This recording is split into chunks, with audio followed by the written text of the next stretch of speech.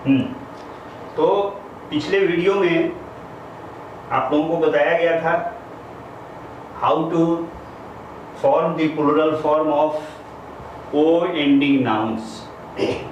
उसमें 4-5 पॉइंट्स थे जिनको एक्सप्लेन किया गया। आई थिंक कि all of you have got it and there should not be any problem at all for any one of you. Okay, now 12th point.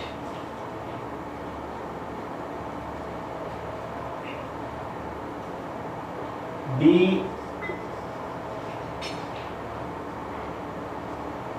Latin words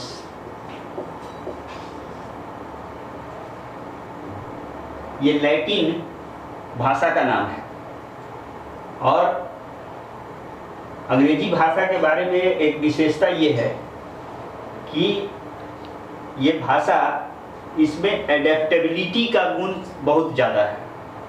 adaptability का मतलब ये होता है कि ये किसी अन्य भाषा के शब्द को भी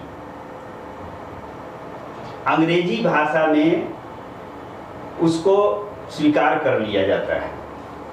आप ऑक्सफोर्ड डिक्शनरी देखेंगे, ऑक्सफोर्ड डिक्शनरी के अंत में अपेंडिक्स दिया हुआ है जिसमें वो लिस्ट है हिंदी शब्दों का जिसको अंग्रेजी में मान्यता दे दी गई है।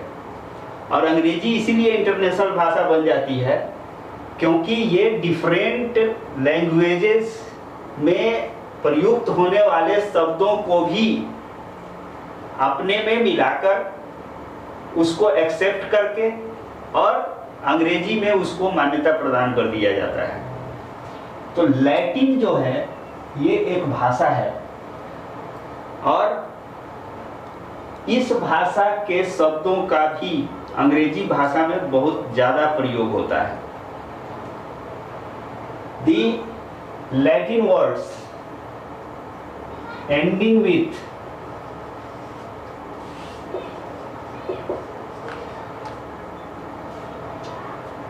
ON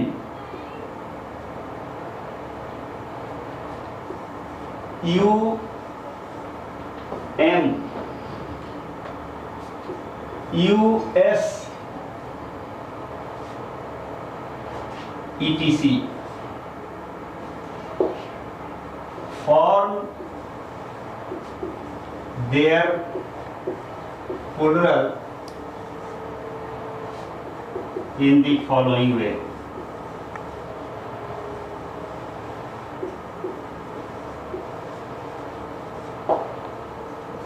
बहुत सारे शब्द ये लैटिन भाषा में अधिकांश शब्दों के लास्ट में ON UM US ये सबसे वो एंड होता है और जो इससे एंड होता है वो वास्तव में सिंगुलर शब्द होता है। वो जैसे एक शब्द हम लेते हैं criterion, this is a Latin word, O ending है, ये लैटिन वर्ड है क्राइटेरियन, ओ एंडिंग है, सॉरी ON एंडिंग है। ये डेटम DATUM डेटम, ये UM एंडिंग है। रेडियस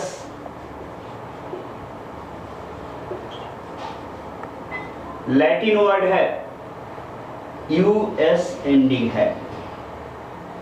तो ये जो लैटिन वर्ड्स हैं जिनको अंग्रेजी में एक्सेप्ट कर लिया गया है, अंग्रेजी के शब्द के रूप में इसका प्रयोग किया जाता है।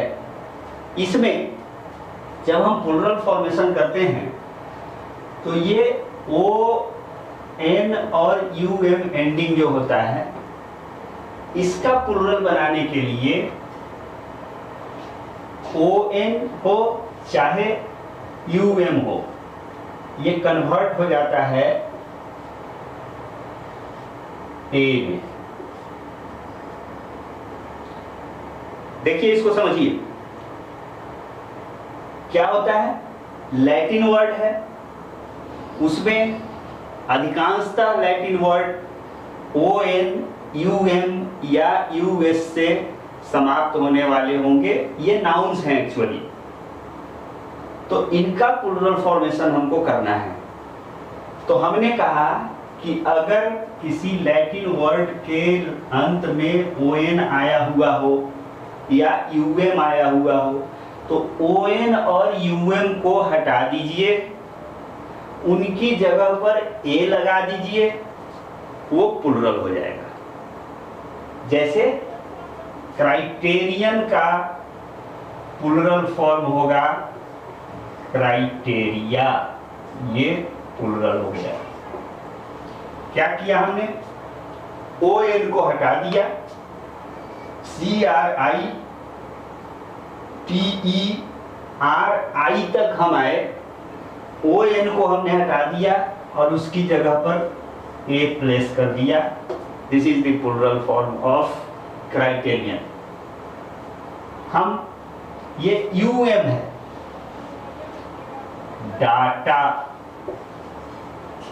This is the plural form of datum. UM यहां क्या किया हमने, UM है, UM DAT तक हम आए, UM को हमने हटाया और A को प्लेस कर दिया, इसका प्लूरल फॉर्मेशन हो गया।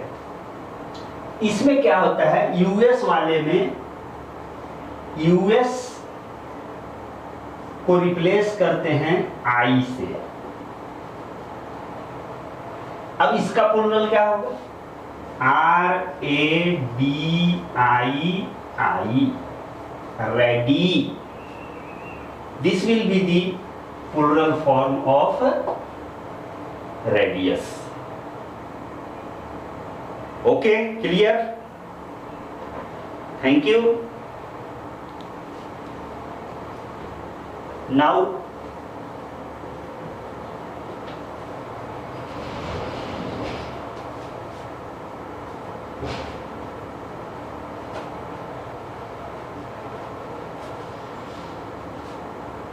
थर्टीन्थ पॉइंट,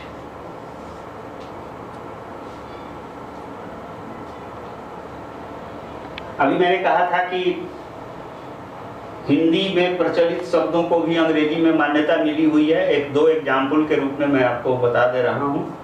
जैसे बाजार शब्द है,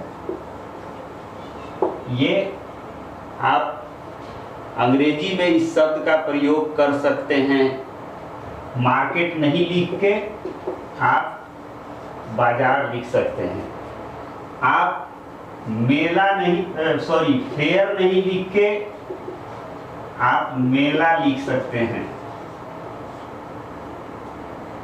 जलेबी भारत का राष्ट्रीय मिष्ठान है, ये जलेबी। आप इस जलेबी को अंग्रेजी में मान्यता प्राप्त है, ये अंग्रेजी शब्द के रूप में प्रयुक्त होता है। धोती, धोती DHOTI लिखिए, ये अंग्रेजी का शब्द है। ये जस्ट फॉर रेफरेंस जो है सो हमने दिया है कि कैसे अंग्रेजी भाषा में अन्य भाषाओं के शब्दों को कितनी स्वीकार्यता है उनका प्रयोग कैसे किया जाता है, ये हमने आपको यहाँ पर बताने का प्रयास किया है। Now 13th point is adjectival noun। इसको जरा ध्यान से देखिए। एडजेक्टिवल नाउन्स, ये क्या होता है भाई? एक्चुअली ये बाय बर्थ एडजेक्टिव होता है, लेकिन उसका प्रयोग हम नाउन के रूप में भी कर सकते हैं। देखिए, नाउन का प्रयोग वर्ब के रूप में किया जा सकता है, वर्ब का प्रयोग नाउन के रूप में किया जा सकता है, वर्ब का प्रयोग एडजेक्टिव के रूप में किया जा सकता है। ये इंटरचेंजेबल है, नाउन, वर्ब और एडजेक्टिव ये इंटरचेंजेबल है। इनमें थोड़ा बहुत परिवर्तन करके हम किसी नाउन का वर्ब के रूप में, जैसे हम कहते हैं मिल्क, मिल्क क्या है? Of course it is a noun, material noun है ये, बट मिल्क वर्ब भी है, ये वर्ब भी है, ये नाउन है और ये वर्ब के रूप में भी प्रयुक्त हो सकता है। नाउन होगा तो इसकी हिंदी होगी दूध, और अगर वर्ब होगा तो इसकी हिंदी होगी दूहना। जैसे हम कहें ही इज मिल्किंग द काऊ, यहां पर ये मिल्क का वर्ब के रूप में प्रयोग किया गया, V4 फॉर्म हो गया उसका, वो गाय दूह रहा है। ठीक है, तो हमने यहां कहा एडजेक्टिवल नाउन्स जो बाय बर्थ एडजेक्टिव होते हैं। Adjectival nouns are always plural and they must take the before them। देखिए इसको समझिए, सिंपल सा चीज है बट बहुत इंटरेस्टिंग चीज है ये। एडजेक्टिवल नाउन, जैसे हम कहते हैं पुअर, रीच, ये एडजेक्टिव है। एडजेक्टिव अभी तो नहीं बताया जा रहा है बट ये एडजेक्टिव है क्योंकि ये किसी नाउन की विशेषता बतलाता है। जैसे हम कहें poor, poor poor poor boy, reach man, he is a rich man। ये रिच एडजेक्टिव है जो इस नाउन को क्वालिफाई कर रहा है, लेकिन इसका प्रयोग हम सिर्फ इस रिच का प्रयोग नाउन के रूप में कर सकते हैं, और वो जब वैसा करेंगे प्रयोग तो उस समय उसको हम कहेंगे एडजेक्टिवल नाउन। तो क्या होता है एडजेक्टिवल नाउन में? एडजेक्टिवल नाउन वो प्लुरल होता है और उसमें हमेशा द का प्रयोग होता है। जैसे the reach our, the rich are not honest। मतलब यहां रीच जो आया इसमें मैन नहीं दिया हुआ है, मेन नहीं दिया हुआ है, बट इसका मतलब हुआ धनी लोग। और एक चीज जान लीजिए कि इसका प्लुरल फॉर्म नहीं होता है, लेकिन ये हमेशा प्लुरल के रूप में ही यूज होता है। The poor are laborious.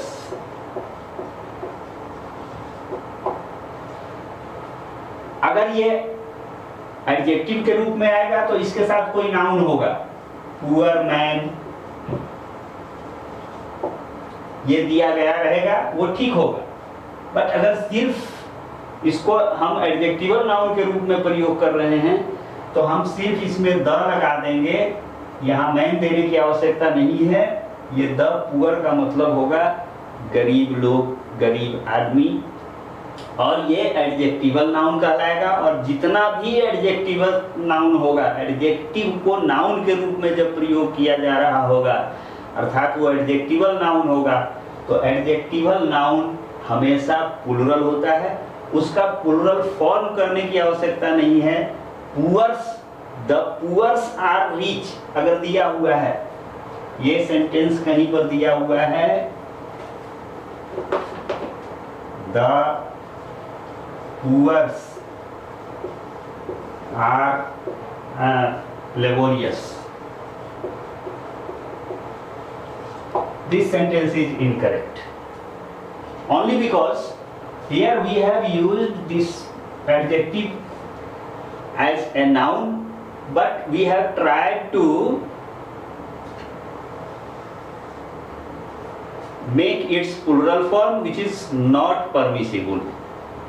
वो सिर्फ द लगा देंगे, वो एडजेक्टिवल नाउन हो जाएगा, एडजेक्टिवल नाउन हो जाएगा तो हमेशा वो प्लुरल ही रहेगा।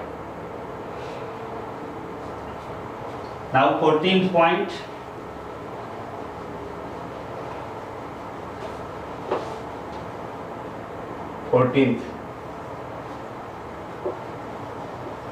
some of the nouns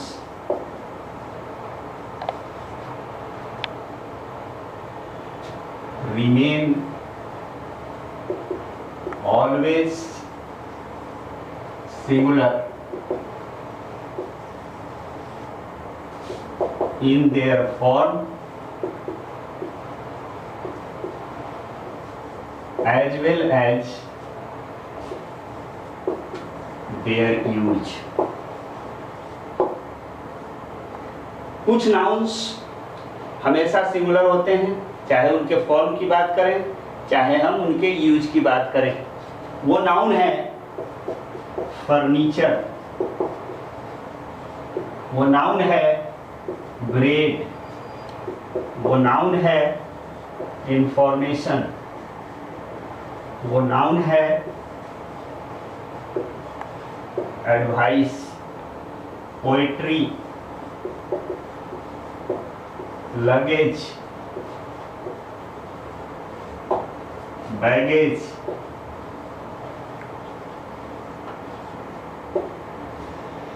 ये सारे नाउन्स हैं। वर्क, जिनका प्रयोग, इनका रूप भी सिंगुलर होता है हमेशा और इनका यूज भी सिंगुलर होता है। आप कहीं फर्नीचर को अगर फर्नीचर्स लिख रहे हैं, यू आर इनकरेक्ट। अगर आप ब्रेड को ब्रेड्स लिख रहे हैं, आप गलत हैं। अगर आप इंफॉर्मेशन को इंफॉर्मेशंस लिख रहे हैं, यू आर रॉन्ग। एडवाइस को आप एडवाइसेस लिख रहे हैं, गलत है। ये फॉर्म में भी और यूज में भी हमेशा क्या होते हैं? सिंगुलर होते हैं। इनका प्लुरल फॉर्म या प्लुरल यूज, इनका फॉर्म बना के एस लगा के प्लुरल बनाना गलत है। वो सेंटेंस में अगर कहीं यूज किया गया है तो definitely that sentence will be an incorrect sentence. But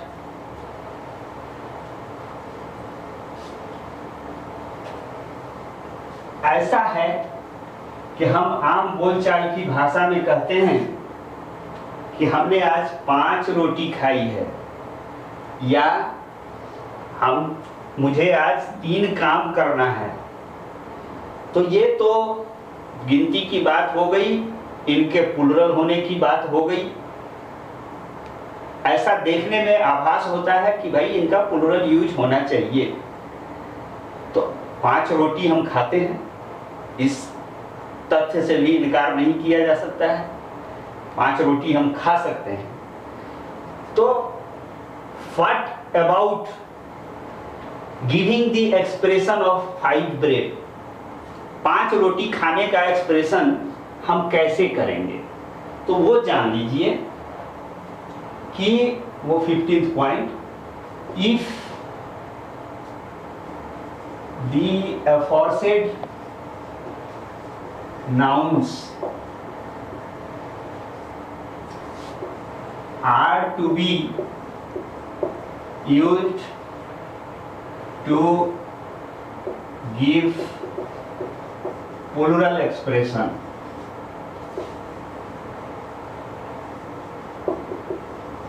तो क्या करते हैं हम, इनका ये कसम खा लीजिए कि हम ब्रेड को ब्रेड्स नहीं लिखेंगे, हम फर्नीचर को फर्नीचर्स नहीं लिखेंगे, इंफॉर्मेशन को इंफॉर्मेशंस नहीं लिखेंगे, ये कसम खा लेना है। लेकिन अगर हम 5 रोटी खाने की बात कर रहे हैं तो वो कैसे हम एक्सप्रेस करेंगे? तो वहां पर to give plural expression we use the phrase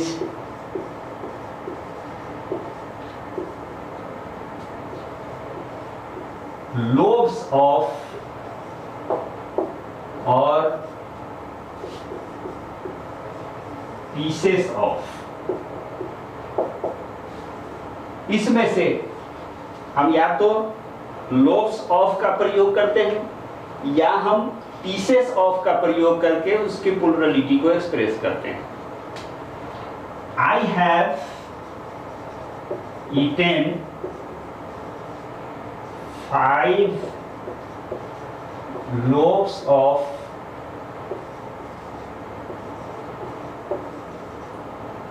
breads अगर आपने लिख दिया तो ये सेंटेंस गलत है।